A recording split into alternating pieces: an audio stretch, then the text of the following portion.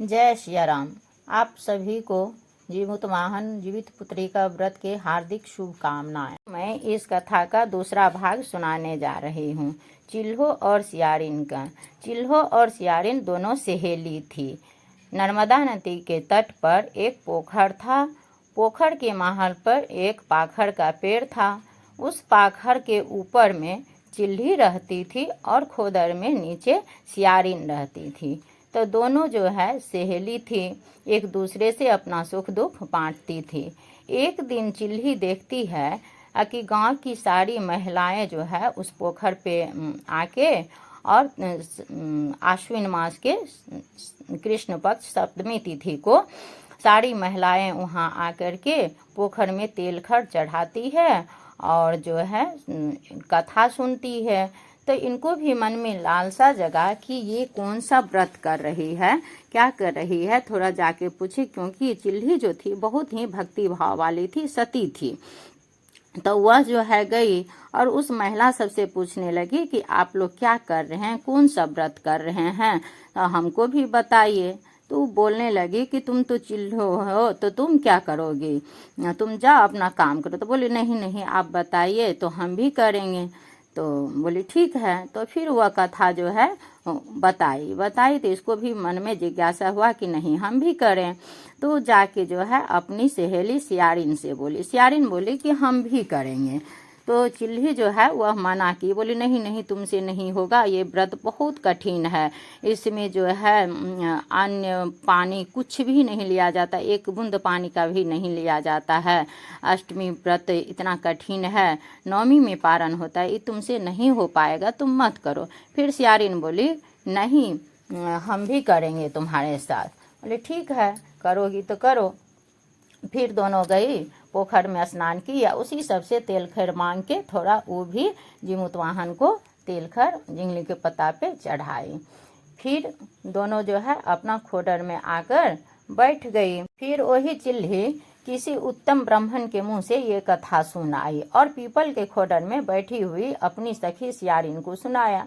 सियारिन ने आधा कथा सुनी कि उसे भूख लग गई और उसी समय सबसे भरे हुए श्मशान पहुंची। वहां उसने देखा कि उस गांव का एक साहूकार था जो मर गया था। तो उसको सब उसी तालाब के पास जलाने आया।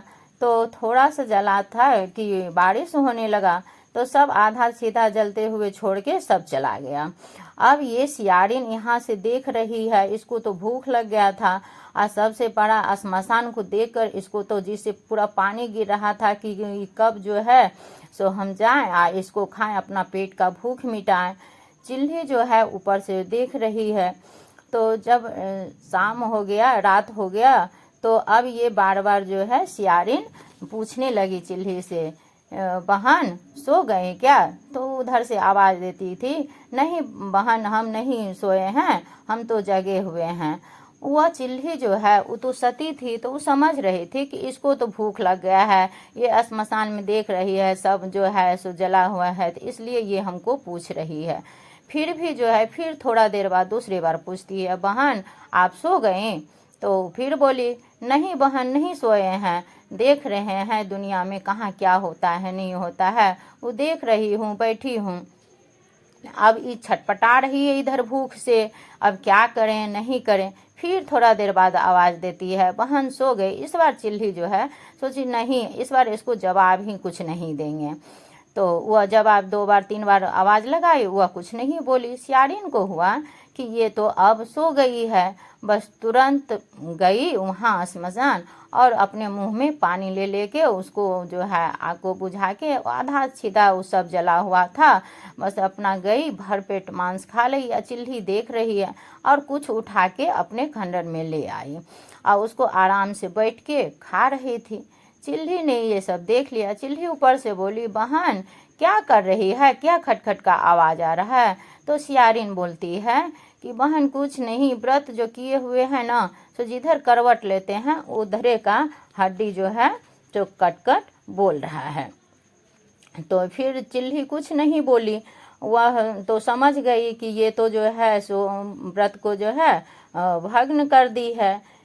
और वह इच्छा भर मांस का भोजन की और चिल्ही बिना कुछ खाए पिए रह गई और सवेरा हो गया।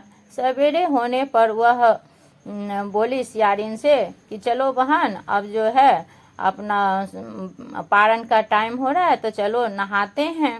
वहीं पे वह गई अपना स्नान करके और गौशाला गई और वहाँ गौ का दूध पिया। इस तरह से नमी का उसने पारण किया। कुछ दिनों बाद वह दोनों सहेली मर गई।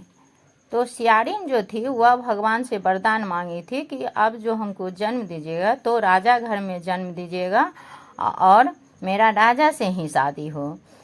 चिल्ही जो है वह बोले कि हमको राजा घर में जन्म हो लेकिन मंत्री से शादी हो और मुझे पूर्व जन्म का भी ज्ञान रहे। तो भगवान ने दोनों को वरदान दिए। फिर थोड़े दिनों बाद अयोध्या के राजा घर में दोनों का जन्म हुआ और दोनों लड़की के रूप में ही जन्म लिया। तो एक का नाम था कर्पूरावती और एक का नाम था शिलावती।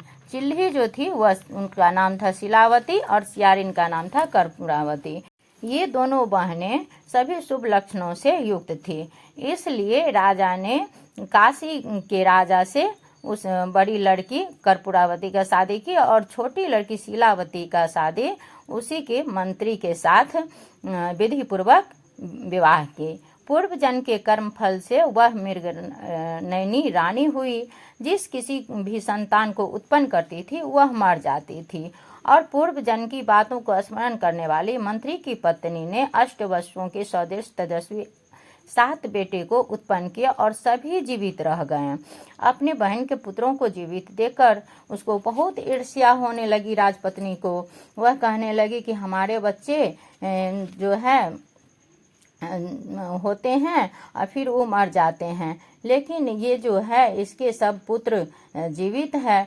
तो इसको बहुत ईर्ष्या होने लगा। तो अपने पति से राजा से वह बोले कि अगर हमको जीवित रखना चाहते हैं तो इस मंत्री के भी सभी पुत्रों को उसी जगह भेज दो जहां मेरे बेटे गए हैं, अर्थात उन्हें मार डालो। यह सुनकर राजा ने उस मंत्री के पुत्रों को मारने के लिए कई प्रकार के उद्योग किए। पहले तो बहुत समझाए कि नहीं, ऐसा नहीं करना चाहिए, अपने बहन के बेटे से हूँ तुम इतना जलती है, ये तो घोर पाप है। लेकिन फिर भी वह हट कर रही थी। तो अब हट में राजा पर कर बोले ठीक है, हम इसी प्रकार का करेंगे। फिर जो है अब कुछ कसाई को बुला के बोला कि जो इसको जाओ जंगल में सबको छोड़ देना और खसी बकरी सबका जो है सो निकाल के कलेजी निकाल के और लेते आओ। तो वह जो है वैसा ही किया, सबको ले गया, सब बच्चा को जंगल में छोड़ दिया और उसको लेके दिया। तब वह खुश हो गई। तब उठ के अपना स्नान की, भोजन की। फिर कुछ दिनों बाद देखते हैं तो उसके बाद से वह राजा के पास बच्चा सब नहीं, वह राजा मना कर दिया था तो नहीं जाते थे। फिर उसकी माँ तो सती थी, उसको कोई भय नहीं था। वह बोली कि नहीं, तुम लोग को जो है उनके पास जाना चाहिए, उनके बच्चे नहीं है तो तुम लोग को सेवा करना चाहिए, तुम लोग क्यों नहीं जाता है। तो फिर बोले कि नहीं, हमको मौसा ही मना किए हैं। बोले नहीं, तुम जाओ। और जिस दिन वह फिर से शिलावती अपने पुत्र को भेजी वह दिन था अष्टमी, आश्विन मास के अष्टमी तिथि के दिन वह अपने बहन के यहाँ भेजी। अब इसके 7 पुत्र को देखकर बहुत चकित हो गई कि इसको तो मार दिए थे तो 7 पुत्र इसका जीवित कैसे है। तो फिर उसको आश्चर्य हुआ। फिर वह खटवास लाद दी और लादने के बाद वह पूरा जो है एकदम राजा को बुलाए। राजा गए, राजा से सत्य करने लगा कि नहीं, आप सत्य कीजिए तभी तो हम अंजल करेंगे, नहीं तो हम कुछ नहीं करेंगे, हम मर जाएंगे। अगर आप हमको जीवित रखना चाहते हैं तो हमसे सत्य कीजिए। मतलब हम राजा हैं, आप मेरी रानी हैं, तो आप और हमें क्या सत्य है, नहीं सत्य कीजिए, उसके बाद ही हम उठेंगे। बोले ठीक है। तो राजा सत्य किया। राजा सत्य किया तो बोला कि इसके 7 बेटे का मुंडी काट के हमको दीजिए। बोला ठीक है। अब वो अपने सामने में कसाई को बुलाया और 7 बेटा का धड़ से मूड़ी अलग कर दिया। अब धड़ किसी जंगल में पड़ा हुआ था और 7 मूड़ी को जो है 7 डाली में दे के, लाल कपड़ा ओढ़ा के उसमें फल फूल दे के और वह अपने बहन के यहाँ भेज दी। और इंतजार करने लगी कि अब देखे मेरी बहन कब रोती है। वह इधर उधर से झांकती रहती थी और अपने नौकरानी को भेजती थी कि जाके देखो कि मेरी बहन रो भी रही है। तो देखती थी तो नहीं, आपकी बहन तो नहीं रही। वो जो लेके गई तो खुद से ने उठा के और अपने पुतोह सबसे बोले कि जा इसको भगवान के पास रख दो। सातों डाली को वैसे ही जाके रख दिया। उसी दिन से ये डाली भरने का नियम है। तो रख दी, तो देखी नहीं, वो तो सती थी, उसको विश्वास था। जब एक रात को देखा है कि बीध विधाता जा रहे हैं तो सातों बेटा का सिर्फ धर रखा हुआ, वो बीध को देखा नहीं गया। ये बोला कि बाप रे बाप, ये तो अन्याय है। जिसकी माताएं इतनी जो है कठिन व्रत कर रही है, जीमूतवाहन का व्रत कर रही है निर्जला होकर, उसकी बेटा अगर मर जाएंगे तो कोई मुझे संसार में नहीं पूजेगा, कौन इस पे विश्वास करेगा। तो इसलिए जो है इसको जीवित करना है। उनको बहुत दया आ गया, वो आगे बढ़ ही नहीं। बोले छोड़ो इस सब में हम नहीं पढ़ते हैं। बोले नहीं नहीं। तब तक में जीवोत्पाहन भगवान भी आए, वो भी बोले कि आप ही लोग ब्रह्मा विष्णु सब हमको जन्म दिए हैं और आप अगर ऐसा आप वरदान दिए हैं आप हमको कि जीवित पुत्रिका का व्रत जो करेगा उसका बच्चा दीर्घायु रहेगा, और इस तरह से अगर मारे जाएंगे तो हम पे कौन विश्वास करेगा, कौन मेरा व्रत करेगा। तब जाके वह जो है बोला ठीक है। तो वह जो है मिट्टी का सिर बना के सब धर में लगा दिया और अमृत जो है डाल दिया। उनका सभी पुत्र जो है वो जीवित हो गया। और सुबह होते ही जो है सूर्योदय का टाइम होते ही सातों पुत्र घोड़ा पे सवार होके और अपने माँ के पास गया, सब दंडन करके पहुंचा। उसके बाद अपने बच्चे सबको वह शीलावती बोली कि तुम लोग को कहाँ इतना लेट हो गया था, भर रात नहीं आया। तो बोले कि जो नहीं, हम लोग शिकार खेलने चले गए थे तो जंगल में बहुत दूर चले गए थे, इसलिए हम लोग को लेट हो गया। तो बोली अच्छा कोई बात नहीं है, जाओ सब नहा के आओ। फिर नहाने गया, सब नहा के साफ सुथरा कपड़ा पहन के बोला चलो अब डाली उघाड़ते हैं। सब जो है वो अपना जीमूतवाहन का पूजा करके प्रणाम करके और वह डाली उघाड़ी तो उसमें जो है सब फल देखती है, तार फल है और सब उसका बच्चा जो है सो वह अपना फल लेके सब पुतों को नारियल का फल दी और सभी बच्चे में वह प्रसाद जो है बांटी। अब ये देख के जो है राजा की पत्नी वह तो और ईर्ष्या हो गई कि ऐसा कौन सा ये पुण्य की है, ऐसा कौन सा व्रत की है जो इसके बच्चे को काट भी देते हैं, धड़ अलग कर दिए, उसके बाद भी इसके पुत्र जीवित है। उससे रहा नहीं गया, उसको अब डर भी लगता था। फिर भी अब कौन मुंह से जाए नहीं जाए, हम तो अपने सामने इसके साथ हम इतना ईर्ष्या किए हैं। लेकिन फिर भी वह बोली कि नहीं, हम जाते हैं अपनी बहन से पूछते हैं कि ये कौन सा पुण्य की है जो इसके सातों बेटे जीवित हैं और मारने पर भी नहीं मरते हैं, और मैंने ऐसा क्या किया जो मेरे बच्चे मर जाते हैं। सब सोच विचार में निमग्न हो वह मंत्री की पत्नी के पास आई और उससे पूछा, बहन तुमने कौन सा ऐसा पुण्य किया है जिससे बार बार मारे जाने पर भी तुम्हारे बेटे मरते नहीं। इस पर मंत्री की पत्नी ने कहा, पूर्व जन्म में मैं चिल्ली थी और तुम सियारिन, दोनों ने व्रत किया था।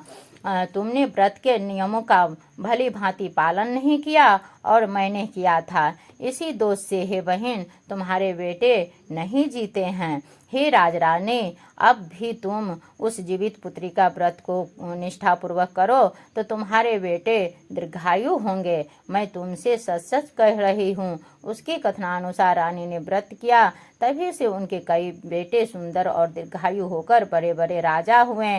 तो सूत जी कहते हैं कि सब प्रकार का आनंद देने वाला मैंने यह दिव्य व्रत बतलाया। स्त्रियां चिरंजीवी संतान चाहती हो तो विधि पूर्वक यह व्रत करें। तो ये कथा आप लोगों को कैसा लगा?